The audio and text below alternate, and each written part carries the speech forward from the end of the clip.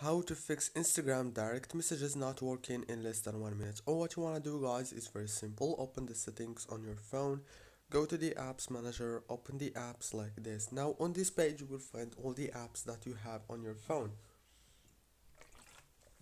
So all what you want to do is scroll until you find Instagram and then click on it. Now first thing you want to do is click on this option. It's called force stop to stop running the app. After that, click on the storage, click on clear data, clear cache. Now the last thing that you should do is go to the settings again, open the wireless and networks, open the Wi-Fi, turn off and on again. And if the problem still didn't work, this means that you have a problem in the network that you are connected to, so you have to change the Wi-Fi that you are connecting to, and that's it. Don't forget to like, subscribe. Thank you for watching.